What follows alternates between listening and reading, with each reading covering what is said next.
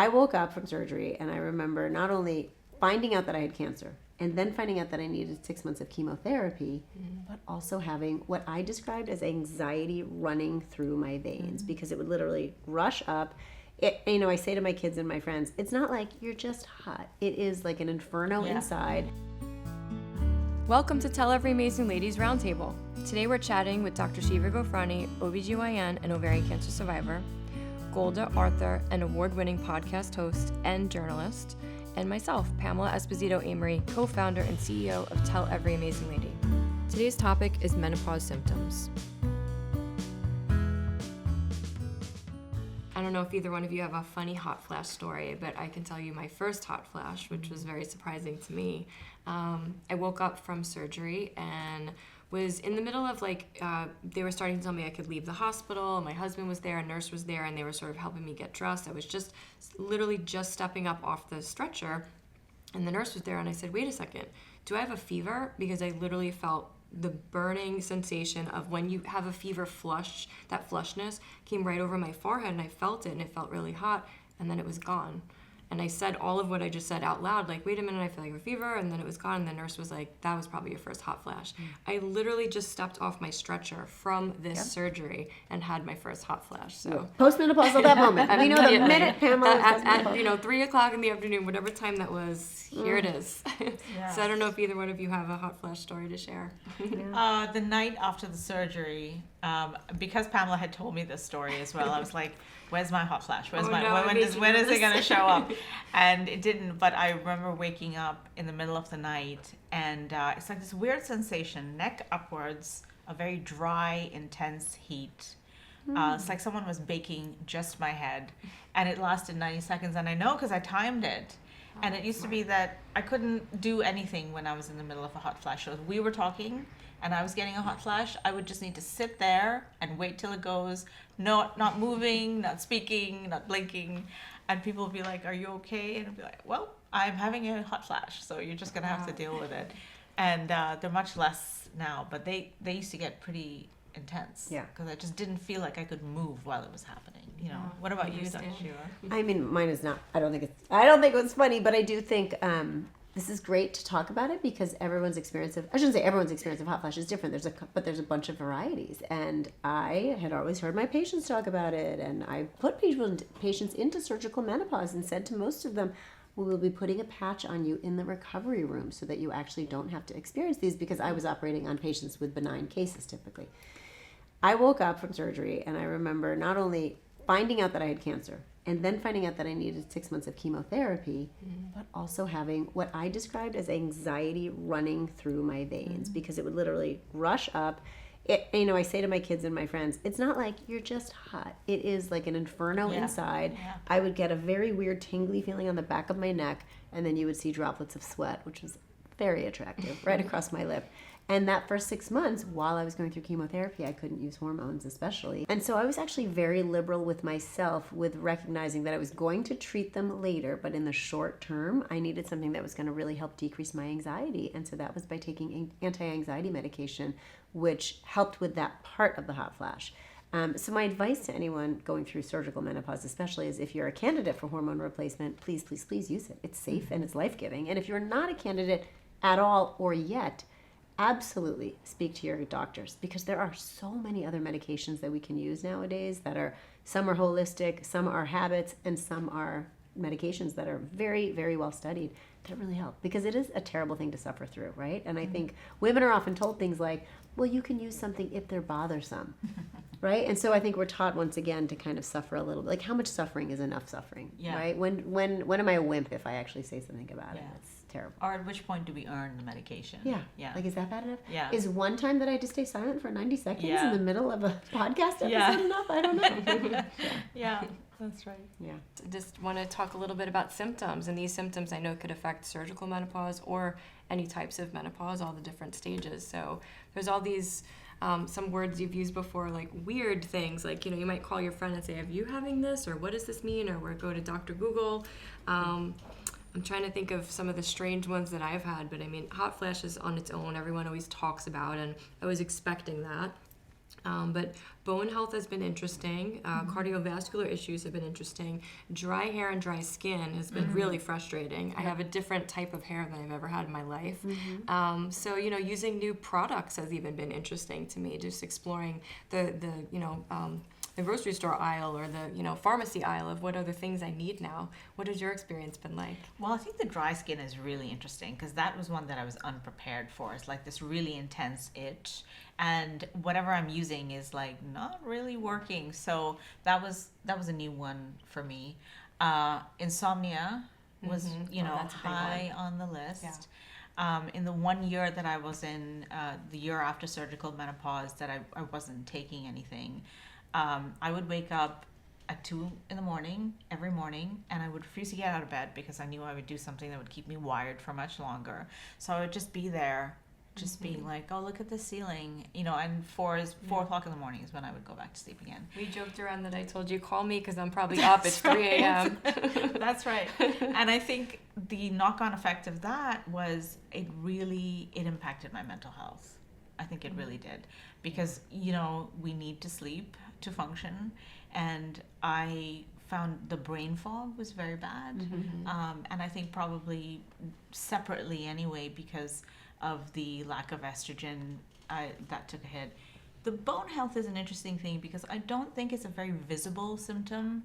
I got a lot of joint pain, but our bone health just really takes a hit, doesn't it? You just feel different. Like I need to exercise a lot more, and then I feel better. Yeah.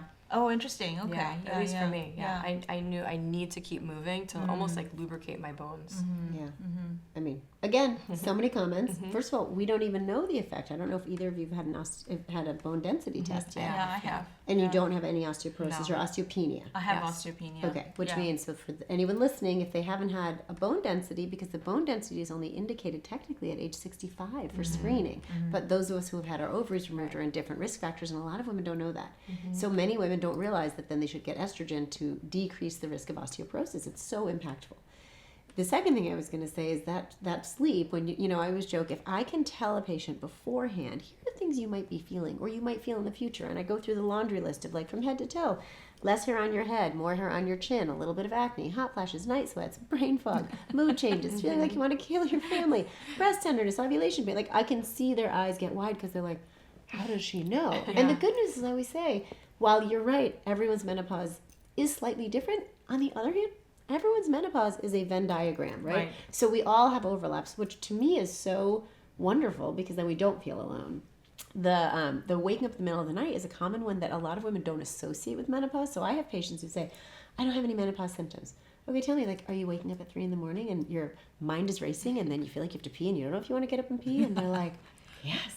Well, guess what? Probably it might have been a hot flash that woke you up. You didn't even realize it. Yeah. And like you said, the lack of sleep decreases your libido because it changes how you metabolize things. It also increases your potential weight. It also changes how your brain can actually function. So decreased sleep is not just, well, I can handle it. It's bad for our bodies. So again, we really need to address it. And then the third thing I was going to say is some of the funny symptoms that many of us didn't know about. Frozen shoulder has really been an emerging thing where we see that not only do you feel joint pain and muscle aches, but frozen shoulder. Itching in the ears, I got the itching in the ear. I was it's a really very surprised. strange one. And then something called burning mouth. So there are a list of very unusual ones, but those are 3 fairly common unusual ones, meaning not the things that people would typically think of at the beginning. So again, just when we talk about who should go see their doctors, I urge patients, like any of the things you hear, go talk to your doctors. And if your doctors don't know, that's okay. It's okay as a doctor to say, I don't know, but I think I'll send you to this person who might know better. If your doctor is saying, no, absolutely not, you're fine, then I think you should find someone who will actually listen, because a lot of it is probably perimenopause or menopause, because it really can wreak havoc on every part of our body. We have receptors for estrogen in every part of our body.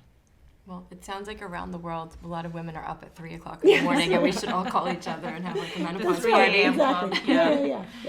Definitely something to talk to your doctor about, because insomnia is just a terrible thing, and there's ways to get around it. I am a little bit better now and got some hormone therapy and different things like exercise have really helped. So what has helped for you guys? Like what works for me? I know I changed my diet a bit. I can't eat things like sugar or alcohol immediately give me hot flashes that evening usually. Like I can time it. Exercise has been tremendously helpful. The new products I was mentioning, like I literally have to take care of my skin and my hair in a different way. What has worked for you? Any change that you can advise? I mean, the biggest thing is taking estrogen, because it's been a night and day difference in so many ways. But I've basically just changed everything, and that has helped. So everything that I used to do before, for example, if I'm bloated, there's certain things I would like not eat, or certain teas I would drink. Certain things I would do. None of that works anymore. So I'm like, okay, that goes out the window. We try a whole new regime. Yeah. And so changing things up considerably has made a difference. But I guess the thing I feel really good about is that this has forced me to watch my body. It has forced me to observe myself like I've never paid attention before. And to sort of closely say, if I do this, what happens then? And to just kind of keep an eye on what's going on. And I think anything that brings you more in tune with your own body is a great thing. Well, there's so much that we can talk about, and we're going to have to start to end it here. But I do want to end with a quote from Brooke Shields that was quite interesting. "I cannot be the only female in the world to ever have experienced menopause symptoms." So, like, why do you think people are not really talking about it? And maybe they are now. We're talking a little more about it now, but that a woman could feel really alone going through this, and maybe we can share some insight of what we felt like, or to tell someone out there listening, how they're not alone. Well, I mean, again, I feel like I joke with my patients, like, I've been talking about it for 26 years since I've been a doctor, but people don't talk about it vocally enough. This morning I heard a great podcast, and it was a New Yorker podcast, and they actually delineated the history of how back in the 50s, 60s, 70s, when women were actively using a lot of hormones, they actually were talking about it. That was when a lot of these books, Germaine Greer's book, a lot of these famous books came out, really talking openly about menopause. I think a lot of our mothers, who kind of were of that generation, maybe didn't have to suffer as much because some of them were on hormones. Right. And so they were kind of like, what are you talking about? It's not that bad. And then we had this generation of 2 decades where I think the belief was, because you weren't supposed to use hormones because of the risk of breast cancer, which has largely been debunked, we kind of abandoned talking about it altogether, which is terrible. And now we are finally talking about it a lot more. What we're still so deficient in is talking about the sexual side effects of menopause, the sexual side effects of surgical menopause. The medical community really shies away from it, partially out of discomfort, but partially out of lack of resources, right? The average oncologist is working so hard to keep their patients alive and learn new protocols, so they don't have time to address how is your vagina and vulva going to feel when it's so dry because you've all of a sudden gone through menopause, or how is your libido, or even medical issues like what is going to happen to your bones afterwards. So now we're finally in a space where we can talk about symptoms, and we can be open about it, and we don't have to feel like we're weak, and we can talk about treatment and prevention. But certainly there's still not enough people learning about it, so I'm glad we're trying to educate in this way. And I think, so I have a different experience. I mean, there's so much to talk about. Bones, sex, like it's just, a ton of topics. I don't have the experience of saying women aren't talking about this, because I walk into a room and I talk about it. And I talk about it in small private conversations, and I talk about it with large gatherings. I met someone yesterday who's 50 years old and who has not really hit menopause symptoms yet at all. And I hadn't seen her in like a long time. She's an old friend. And 3 minutes in, I'm talking about menopause. And so she's talking about menopause. So I guess I kind of invite people to talk about it with me by telling them, I won't shut up about menopause. It's my problem. But, it was so great to have the conversation that we had, right? Because it is I think it is a vulnerable moment. And so this is my way of passing on what you gave to me, Pamela. It is such a vulnerable moment.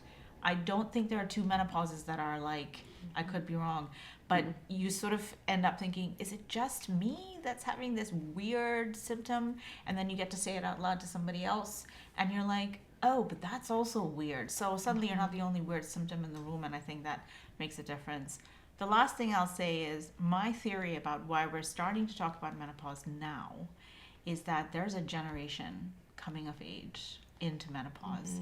I don't know what the statistics are. 1 million women in 2025 will hit menopause. That's a lot of women. So, and we run things, and we're in charge of things, and we are in C-suites and founders of things. So our experience, we're in positions to say, let's put this on the table, let's find a solution, let's find ways to cope. And that I'm super glad about. Yeah, I agree. Yeah. I always say it's natural, and we get to say, not today, nature. I'm not going to take what you are handing out, right? Yeah. So I think I love that you're talking about it more too. Yeah. Absolutely. Well, thank you both so much for joining us today. I know that we're helping amazing ladies out there, and thank you for chatting about surgical menopause. Oh, thanks for having us. Thank you. Thank you for watching. For more information and resources on menopause and all things women's health, head to telleveryamazinglady.org. And don't forget, subscribe to our YouTube channel and follow us on Facebook and Instagram @telleveryamazinglady.